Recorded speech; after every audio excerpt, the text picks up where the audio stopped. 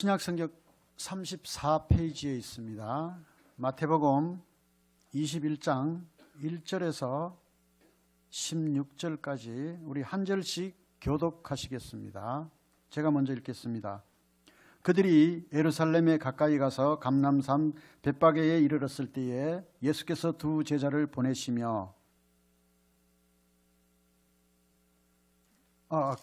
죄송합니다. 20장 1절에서 16절 한 절씩 교독하시겠습니다.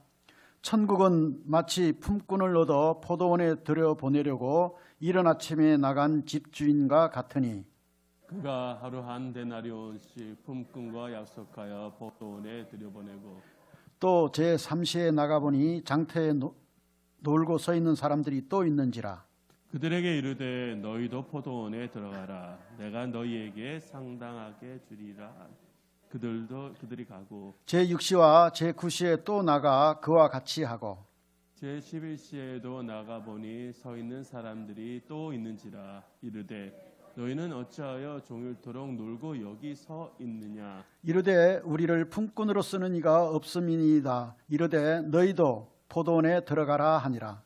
저물매 포도원 주인이 청지기에게 이르되 품꾼들을 불러 나중 온 자로부터 시작하여 먼저 온 자까지 삭을 주라니. 제11시에 온 자들이 와서 한 데나리온씩을 받거늘 먼저 온 자들이 와서 더 받을 줄 알았더니 그들도 한 데나리온씩 받은지라. 받은 후 집주인을 원망하여 이르되 나중 온 이 사람들은 1시간밖에 일하지 아니하였거늘 그들을 온 종일 수고하여 견딘 우리와 같게 하였나이다. 주인이 그 중에 한 사람에게 대답하여 이르되 친구여 내가 네게 잘못한 것이 없노라. 네가 나와 한 데나리온의 약속을 하지 아니하였느냐. 내 것이나 가지고 가라. 나중 온 이 사람에게 너와 같이 주는 것이 내 뜻이니라. 내 것을 가지고 내 뜻대로 할 것이 아니냐. 내가 선함으로 네가 악하게 보느냐. 이와 같이 나중된 자라서 먼저 되고 먼저 된 자라서 나중되리라. 아멘. 네, 이 시간에 우리 안영준 목사님 나오셔서 공평하신 하나님, 차별을 두시는 하나님으로 제목으로 말씀을 선포하실 때에 많은 큰 은혜 받으시기 바랍니다.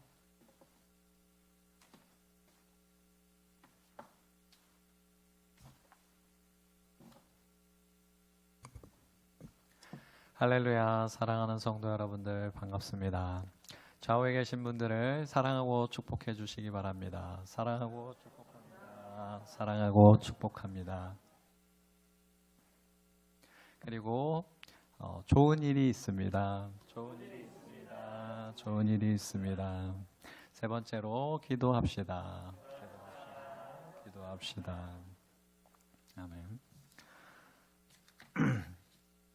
오늘 말씀의 배경은 신약의 처음 4권을 복음서라고 불립니다.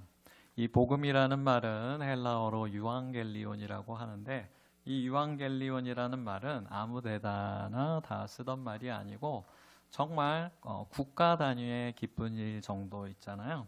그 무슨 개천절이나 아니면은 3.1절이나 이런 거 그런 날에만 썼습니다. 우리에게는 그 의미가 쇠퇴해버린 그런 날들이 그 설립될 당시에는 엄청난 감격을 가지고 그것이 설립이 되었잖아요. 그래서 그만큼 좋은 소식이라는 뜻입니다. 왜냐하면 인류 역사상 하나님께서 구원해 주신다라는 어떤 그런 확실한 메시지가 없었는데 예수님께서 하나님의 아들로서 오셔서 사탄의 세력과의 싸움에서 전쟁을 종결시키시고 당신의 택한 백성들을 구원하사 평화와 구원의 새하늘을 도래시킬 우리 예수님의 구원 사역이 펼쳐지는 그런 놀라운 복음이 이 마태복음 그리고 마가복음, 누가복음, 요한복음을 통해서 네 복음서를 통해서 이루어지기 때문입니다. 마태복음은 예수님의 제자 사도 마태에 의해서 지어졌습니다. 오늘 말씀을 정하면서 보통 이 사복음서는 비슷한 얘기가 많이 써져 있잖아요. 그래서 저번 주에는 마태복음을 했고 바로 저번 주에는 마가복음을 했기 때문에 이번에는 좀 피해 보려고 누가복음이라든가 그런 부분을 이렇게 좀 하려고 했는데 이 이야기는 마태복음밖에 없어요. 그래서 도저히 피할 수 없이 다시 마태복음을 하게 되었습니다. 어쨌든 마태복음은 예수님의 제자 사도 마태이에서 지어졌습니다. 마태는 유대인들이 증오하던 세금을 징수하는 세리였기 때문에 예수님은 그를 제자로 부르신 것이 정말 예수님은 사람들의 평판을 신경 안 쓰신다라는 것을 알 수 있어요. 왜냐하면 예수님이 사람들의 평판을 신경 쓰고 사람들을 모아서 자기가 그야말로 유대인들이 원하던 그런 메시아, 정치적인 메시아가 되고자 했다면 마태를 제자로 절대로 뽑지를 않죠. 왜냐하면 유대인들이 미워하는 사람이었기 때문에. 그래서 예수님은 정말로 담대한 일을 하신 것입니다. 왜냐하면 예수님은 예수님의 메시아성마저 부인당할 뻔했습니다. 그래서 마태를 제자로 부르다니 예수님을 도저히 메시아로 믿을 수 없다라고 생각한 사람들은 엄청나게 많았을 것입니다. 우리 입장에서라면 마치 친일파인 순사가 오랫동안 친일 활동을 하다가 그러다 악명을 뽐내다가 회개하고 예수님의 제자가 되었다. 그리고 마태복음을 썼다. 라고 할 경우 우리가 마태복음 읽고 싶겠습니까? 그걸 성경으로 인정하고 싶겠습니까? 도저히 그렇지가 않겠죠. 그런 수준이라는 것입니다. 그래서 마태는 자신의 신앙적인 취약성 때문에 오히려 더 유대민족에 대한 그 사랑이 더 뜨겁게 드러났습니다. 그 사랑이 남달랐습니다. 그리하여 그는 유대민족을 위한 사복음서인 마태복음을 쓰게 됩니다. 그리하여 마태복음은 히브리서와 함께 가장 구약적인 성경이라고 알려져 있습니다. 마태복음의 구성은 왕의 강림, 왕의 선포, 왕의 권능, 왕에 대한 세상의 거부, 왕의 가르침과 훈련, 왕의 순환과 죽음, 왕의 부활과 승천입니다. 그리고 마태복음의 주제는 예수께서는 구약에 예언된 메시아이다라는 것과 예수께서 주신 교훈들은 신약의 새 교회들에게 주시는 새로운 율법이다. 그리고 하늘나라는 세상 끝날 새 하늘과 새 땅에서 완전히 성취되나 현재도 실제한다라는 것과 그리고 교회는 구약시대의 선민 이스라엘 회중과 같으며 그리고 또한 그것을 초월한 신약시대의 새로운 공동체이다라는 것입니다. 마태복음의 핵심 단어는 그리스도 그리고 왕입니다. 마태복음의 핵심 절은 16장 16절에서 19절.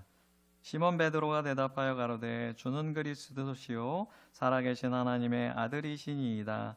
예수께서 대답하여 가라사대 바요나 시몬아 내가 복이 있도다. 이를 내게 알게 한 이는 혈육이 아니요 하늘에 계신 내 아버지이시니라. 또 내가 내게 이르노니 너는 베드로라. 내가 이 반석 위에 내 교회를 세우리니 음부의 권세가 이기지 못하리라. 내가 천군 열쇠를 내게 주리니 내가 땅에서 무엇이든지 매면 하늘에서도 매일 것이요 내가 땅에서 무엇이든지 풀면 하늘에서도 풀리리라 라는 말씀과 그리고 27장 11절에 예수께서 총독 앞에 섰음에 총독이 물어 가로되 내가 유대인의 왕이냐? 예수께서 대답하시되 내 말이 옳도다 라는 구절과 그리고 28장 18절에서 20절 예수께서 나와 일러 가라사대 하늘과 땅의 모든 권세를 내게 주셨으니 그러므로 너희는 가서 모든 족속으로 제자를 삼아 아버지와 아들과 성령의 이름으로 침례를 주고 내가 너희에게 분부한 모든 것을 가르쳐 지키게 하라. 볼지어다 내가 세상 끝날까지 너희와 항상 함께 있으리라. 침례는 세례로 바꿔야겠죠. 예전 성경에 그렇게 적혀져 있습니다. 핵심 장은 21장으로 예루살렘 입성 장면입니다. 자신이 구약에서 예언된 그 왕이심을 모든 사람에게 드러내신 사건이었습니다. 두 번째로 본문 해석을 보겠습니다. 19장은 제3차 갈릴리 사역을 마치시고 예루살렘 입성 전에 약 6개월간 유대와 그리고 베레아에서의 사역을 전해주시고 있습니다. 1절에서 16절은 하나님의 천국 구원의 오묘한 섭리에 대한 비유인 포도원 품꾼들의 비유를 전해줍니다. 그리고 17절에서 19절은 예수님의 세 번째 십자가 순환 예고를 보여줍니다. 그리고 20절에서 28절은 이제 예수께서 예루살렘 입성 등 중대 결심을 굳히신 기미가 보이자 제자들이 청탁한 사건에 대해서 섬김에 대한 교훈을 전해주시고, 그리고 29절에서 34절은 여리고에서 두 소경을 건지신 것을, 치유하신 것을 전합니다. 1절에서 16절 말씀의 포도원 품꾼들의 비유의 교훈은 19장 16절에서 30절의 부자 청년의 질문과 연결해서 이해해야만 합니다. 부자 청년이 그렇게 질문을 했죠. 하나님, 예수님, 제가 어떻게 해야지 구원을 얻으리까? 라고 했더니 모든 것을 버리고, 내 소유의 모든 것을 다 버리고 나를 쫓으라, 다 나눠주고 나를 쫓으라라고 하셨습니다. 그리고 주님은 구원은 인간의 어떤 그런 공로 때문이 아니고 오직 하나님 나라의 섭리, 즉 하나님의 주권과 은혜로만 가능하다라는 것을 말씀하셨습니다. 인간의 눈으로 보기에는 이 세상에서 더 잘나가는 사람처럼 보이는 자들이 오히려 하나님 중심의 생각을 하지 못함으로써 오히려 천국 구원을 받지 못하거나 아니면 천국 구원을 얻더라도 천국에서 상급을 얻음에 있어서 자신보다 못하다, 자신보다 못났다라고 생각하는 그런 사람들보다 오히려 천국에서 상급을 받는 부분에서는 더 뒤처질 가능성에 대해서 말씀을 하시고 있습니다. 구원이란 하나님의 주권과 은혜로만 이루어진다라는 것, 그리고 그 상급도 전적으로 하나님의 기준과 판단으로만 주어질 것이므로 인간이 관여할 바가 못되며 오히려 세상적 판단에서 교만하다가는 오히려 그 공로까지도 무효화되고 상급 문제에 있어서도 다른 사람에게 뒤처질 수 있다라고 말씀을 하십니다. 포도원이라는 것은 구약 시대로부터 계속 천국을 비유하는 상징이었습니다. 왜냐하면 포도원이라는 것은 팔레스틴 지역의 그 황무지 같은 그 지형에서 농부가 있지 않으면 절대로 가꿔질 수 없는 것이기 때문입니다. 자연적으로는 도저히 생겨날 수 없는 것이기 때문입니다. 그러므로 그것을 가꾸는 자가 있다라는 것을 의미하고, 그리고 또한 목재를 얻는 것이 아니라 열매를 얻기 위하기 때문에 영적인 열매를 얻으려 한다라는 그 상징과도 부합했습니다. 그리고 한 데나리온이라는 그 단위가 등장을 하는데, 그 한 데나리온이라는 말은 로마의 화폐로 노동자의 하루 품값입니다. 이 한 데나리온의 가치는 현재의 가치로 환산을 해보기가 되게 어려운데, 어떤 신학자 같은 분이 굉장히 A4 용지 한 2페이지 이상의 글을 통해서 그걸 공식같이 막 해갖고 엔겔 지수 막 이런 것까지 막 넣어갖고 굉장히 자세하게 계산을 하셨더라고요. 그래서 그분이 계산하신 가격은 그 한 데나리온이라는 것은 우리나라 돈 한 39,200원 정도의 가치가 있다라고 하더라고요. 그리고 당시 제대로 된 1인분의 빵은 약 1파운드짜리 453g짜리 빵이라고 합니다. 그래서 당시 하루 1당으로 16.5인분, 그러니까 17명 정도 분에 해당하는 빵을 살 수 있는 금액이었다라고 합니다. 제3시라는 말은 그 유태인의 단위로서 우리나라로는 오전 9시를 말합니다. 그리고 또한 상당하게 주리라라는 말은 일한 것에 비례해서 공정하게 주겠다라는 뜻입니다. 5절에서 6절, 6시라는 말은 우리나라의 12시를 말합니다. 오전 12시. 그래서 11시란, 그리고 또 나중에 나온 11시라는 것은 오후 5시를 말합니다. 하나님은 여러 차례 하늘나라의 일꾼을 모으셨습니다. 포도원의 일꾼을 구하시듯이 자신의 할 일을 오늘날에도 찾으시고 있습니다.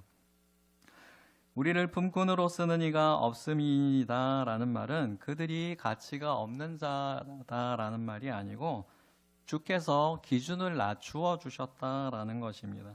주님의 일에 동참하고자 하는 모든 이에게 그 기준을 낮추어 주실 것이다 라는 것을 상징하는 것입니다. 10절에서 12절, 더 받을 줄 알았더니 원망하여 라는 말에서 먼저 온 자라는 자는 유대인을 상징합니다. 유대인들은 그동안 하나님을 오랫동안 믿어왔습니다. 그런데 오히려 나중에 그 천국 그 복음 사업, 천국의 사업에서는 동일하게 구원을 주시기 때문에 그 뒤처질 수 있는 비교의 대상이 된다라는 것입니다. 14절 15절 내 것이나 가지고 가라라는 말에서 하나님은 공의로 판단하시니 인간은 그것을 가지고 판단치 말라라고 하십니다. 그리고 16절에 나중된 자라도 더 높이시는 것은 우리가 사도 바울의 예를 보면 그렇게 알 수가 있습니다. 사도 바울은 사도로서 좀 열등감 비슷한 거를 살짝 가지고 있었습니다. 왜냐하면 자신은 굉장한 학문을 가진 사람이긴 했지만 예수님의 직접적인 선택을 받은 사람은 아니었기 때문에 많은 사람들이 도전을 했습니다. 당신은 예수님한테 선택도 안 받은 사람이 왜 복음을 전하고 있냐? 때로는 베드로를 꾸짖고 당신의 권위는 어디서 나오냐? 라는 식으로 바울에게 굉장한 도전을 했습니다. 그래서 그 바울은 굉장한 도전을 받았는데 그것에도 불구하고 오히려 성경의 상당 부분을 쓰는 그런 쓰임을 쓰여졌기 때문에 이런 바울처럼 이 시대의 성도들도 그렇게 쓰여질 수 있다라는 것을 미리 예언해 주신 것입니다. 세 번째로 적용입니다. 오늘 날씨가 추워서 그런지 굉장히 입술이 마르고 설교가 잘 진행이 안 되고 있습니다. 발음이 좀 정확하지 않더라도 이해해 주시기 바랍니다. 사랑하는 성도 여러분들, 한 주간 안 아프시고 잘 지내셨습니까? 우리 소명덕 권사님 건강하세요? 네. 이번 주는 정말 날씨가 급변을 했어요. 그렇죠? 그래서 이번 주 초까지는 여름인 것 같은 그런 날씨였잖아요. 그래서 저도 집에서 선풍기를 막 틀고서 막 있다가 수요일쯤 지나니까 갑자기 으슬으슬 추워지면서 감기에 딱 걸렸습니다. 그래서 감기 한 3일 정도 앓고 나서 지금은 멀쩡해졌는데 우리 성도 여러분들도 건강에 주의하시기 바랍니다. 이번 주는 하나님의 속성에 대해서 살펴보고자 합니다. 성경을 읽다 보면 하나님이 어떠하신가에 대해서 굉장히 많이 나오고 있습니다. 이쪽 부분에서는 이렇고 또 저쪽 부분에서는 저렇고 이게 도대체 어떤 게 하나님이지? 라고 우리 성도들은 오해할 수가 있습니다. 먼저 사람들은 성경을 읽다 보면 자기가 좋아하는 내용이 자기가 좋아하는 내용이 나오면 거기에 팍 꽂힙니다. 아, 하나님이 이런 분이셨어. 아, 내 마음에 쏙 드네. 이러면서 그 하나님의 모습에 그 하나님의 속성 그것만 딱 붙잡고서 나아가게 됩니다. 나 완전 은혜 받았어. 막 이러면서 하나님의 속성에 대해서 일방적으로 이해를 하게 됩니다. 그래서 우리에게 복음을 전해준 서양에서도 카톨릭도 굉장히 많이 복음을 변질시켰잖아요. 그래서 마틴 루터를 통해서 개신교가 처음 이제 시작이 되었는데 그 개신교가 시작됐을 때 자신의 어떤 성향들에 따라서 루터교, 성공회, 장로교, 감리교, 침례교, 오순절 등 굉장히 다양한 종류로 나뉘었습니다. 그리고 또한 우리가 정통으로 받아들이지 않는 그런 부류들이 있는데 감리교는 정통으로 받아들이는 부류긴 한데 그 감리교에서 사회 참여를 매우 즐기는 교파입니다. 그래서 감리교의 설교는 굉장히 특이합니다. 감리교 교회인 교회를 제가 언제 한번 가봤더니 이게 지금 내가 교장 선생님 훈화를 듣고 있는 건지 성경 말씀을 듣고 있는 건지 이해가 안 가더라고요. 그래서 감리교 쪽은 어떤 무슨 우화라든가 예화라든가 그런 것들이 굉장히 많이 들어갑니다. 그런데 그런 세상의 참여를 굉장히 좋아하는 그런 교파 중에서 점점 더 기독교 사상에서 발전하여서 공산 기독교, 공산주의를 좋아하는 사람도 있을 거 아니에요? 모두 같이 생산하고 모두 같이 나눈다. 개념은 되게 이상적이잖아요. 그렇죠? 그래서 우리 정치 얘기하면 안 되는데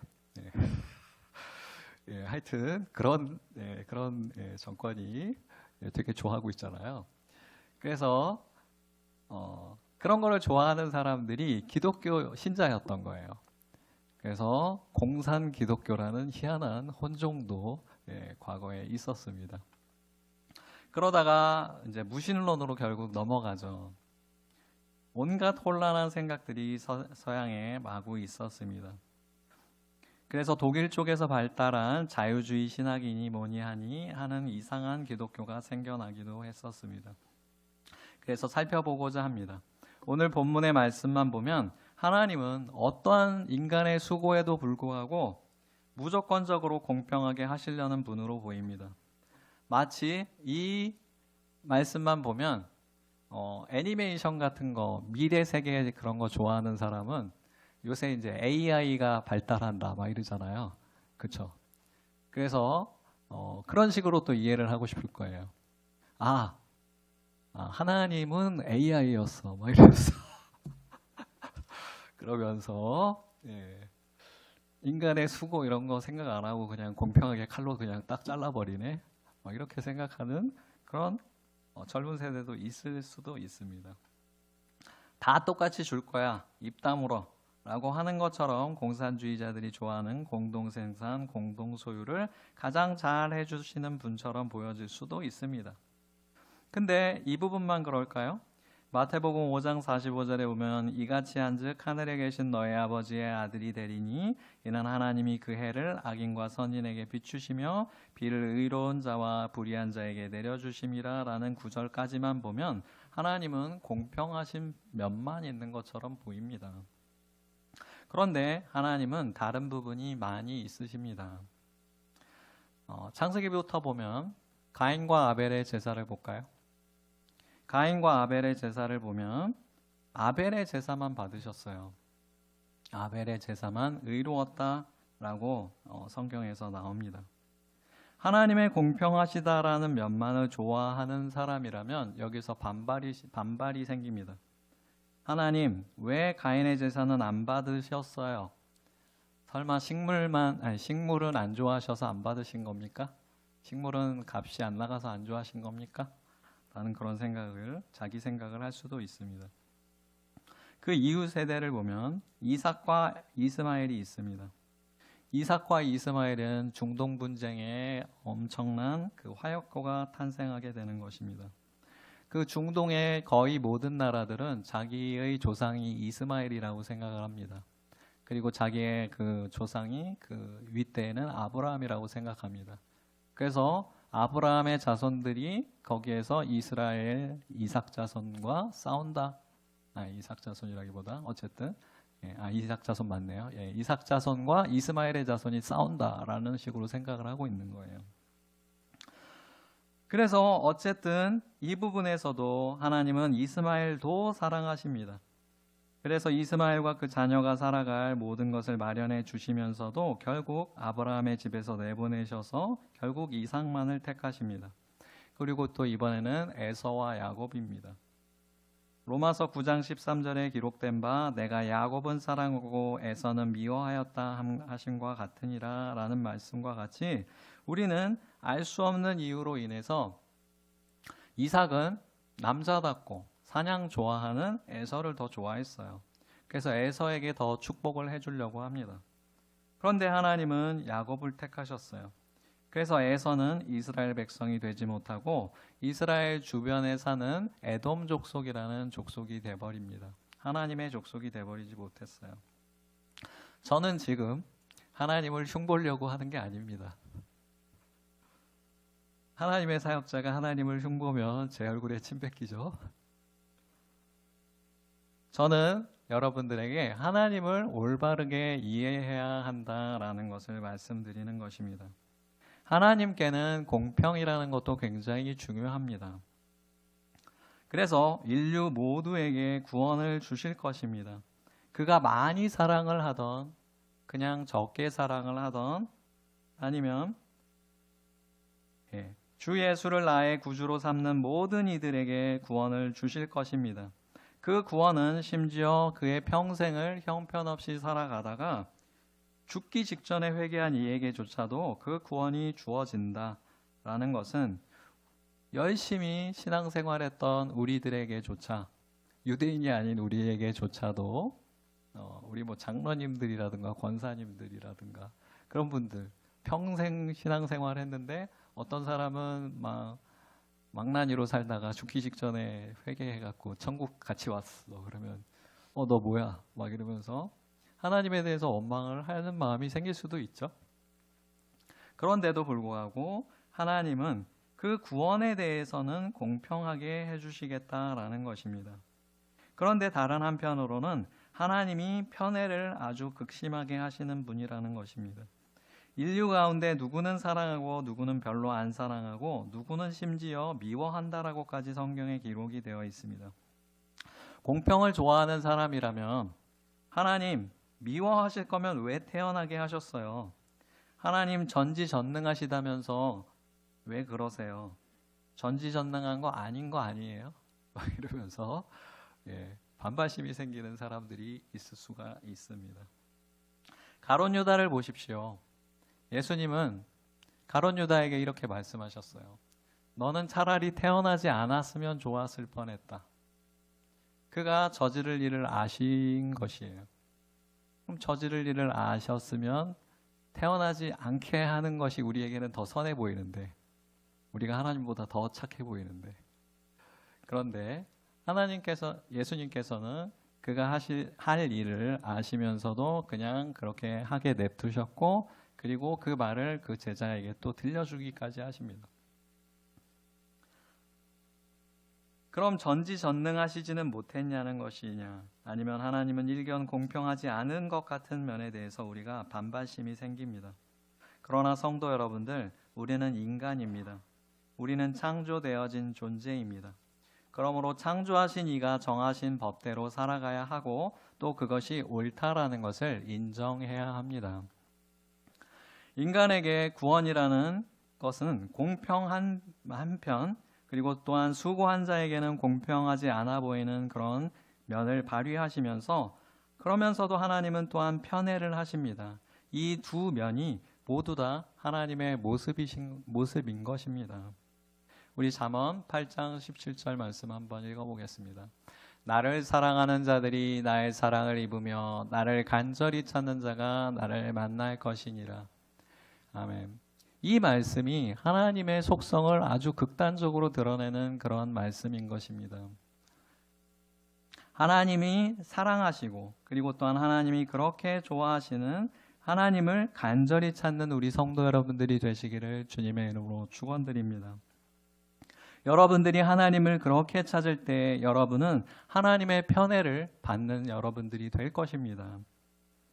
이제 말세의 때가 온 것 같습니다. 이런 말은 섣불리 선포할 수가 없는데 어쨌든 세상이 그래 보입니다. 이웃나라인 중국은 온통 수재로 난리가 났습니다. 얼마 전까지 우리나라가 이번 주까지 여름인 것 같았잖아요. 여름인 것 같았던 이유가 비를 내리기 위한 그 날씨가 주변 나라에 형성이 되어 있었기 때문에 우리나라는 여전히 더울 수밖에 없었던 거예요. 그래갖고 저번 주까지 중국에 엄청난 비가 내려서 중국에 176만 명이 피난민이 됐답니다. 176만 명. 176명이 아니고 176만 명. 그 나라 사람들의 인구에 비해서는 정말 아무것도 아니라고 할 수도 있는데, 그게 중국의 공산주의 때문에 가려진 숫자라는 것이에요. 실제로는 그거보다 3배, 4배, 10배일 수도 있는 거예요. 그런데 갑자기 또 날씨가 이렇게 추워집니다. 그래서 그 중국 북쪽에서 벌써부터 눈이 내리고 있습니다. 정말 중국에 어떠한 그 일이 벌어질지 정말 상상도 할 수 없는 그런 시대인 것 같습니다. 그리고 또한 반대로 일본은 지진이 그렇게 많이 나고 있습니다. 이웃 나라의 그런 어떤 불행을 절대로 즐기는 사람은 아닙니다. 관심이 많고 그리고 또한 주변 나라들이 희한하게 계속 그런 현상들이 요새 다 있기 때문에 생겨나고 있기 때문에 보고 있는 것입니다. 그래서 일본은 점점 그 어떤 지진대에서 생성된 나라잖아요. 그 나라 자체가. 그래서 화산과 그리고 지진이 계속적으로 발생을 하고 있습니다. 그래서 이 시대는 정말로 두 나라만 겪는 것이 아니라 전 세계적으로 북극에 얼음이 녹고 그다음에 거기에 있는 얼음이 다 녹아버려서 거기에 모기가 막 엄청나게 생겨서 술록들과 그다음 북극곰들이 모기에게 뜯기고 있다고 합니다. 전 세계가 이상기후로 난리가 났습니다. 성경 가운데서는 환란을 예고한 그런 성경 구절이 굉장히 많습니다. 저는 어렸을 때 예전에 그 부흥기 때 한국교회 부흥기 때 딱 태어났습니다. 그래서 교회에서 이제 무슨 뭐 666이라든가 뭐 이제 뭐 환란에 대한 그런 영화 굉장히 많이 보고 자랐는데 나중에는 뭐 이제 다 넘어갔기 때문에 전혀 그런 것들이 와닿지 않았습니다.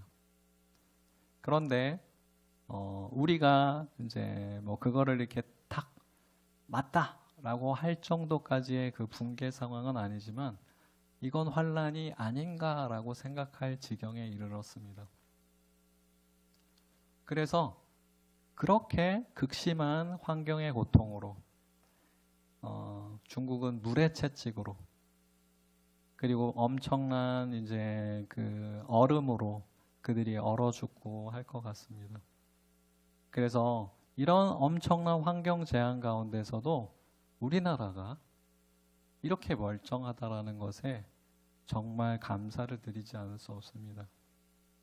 우리나라는 정말 하나님께서 정말 사랑하시는 민족인 것 같습니다. 그리고 또한 그렇게 되기 위하여서 나를 사랑하는 자들이 나의 사랑을 입는다라는 것이 하나님을 간절히 찾는 백성이 그만큼 많았기 때문인 것 같습니다. 그러므로 성도 여러분들, 이 주변 두 나라들이 이렇게 되는 것을 보았을 때 하나님께서 우리나라도 언젠가는 치실 수도 있습니다. 그런 위기의 때에 하나님은 과연 누구를 구하실 것인가? 그렇다면 성도 여러분들, 당연히 하나님을 간절히 찾아서 하나님의 사랑을 받는 우리 성도들이 돼야 되지 않겠습니까? 그러므로 그런 분들이 되시기를 주님의 이름으로 축원합니다. 더욱더 기도에 열심을 내십시다. 아멘. 기도하시겠습니다. 사랑하는 하나님, 오늘 하나님의 속성에 대해서 살펴보았습니다. 하나님은 구원에 대해서는 공평하신 그런 하나님이십니다. 그것은 하나님이 인간에게 불평하지 말라고 하신 그런 속성입니다. 하나님, 그러나 하나님께서는 나를 사랑하는 자들이 나의 사랑을 입으며 나를 간절히 찾는 자가 나를 만난다라는 그런 말씀을 하셨습니다. 그러므로 우리 성도들이 이 시대를 분별하여 열심으로 기도하여 하나님의 그 편애를, 하나님의 그 극진한 사랑을 받는 우리 성도들이 될 수 있게 하나님이 반드시 그렇게 만들어 주실 것을 믿습니다. 하나님이 우리 중림교회 성도들을 반드시 그렇게 만들어 주실 것을 믿사오며 모든 말씀 우리 주 예수 그리스도의 이름으로 기도드립니다. 아멘.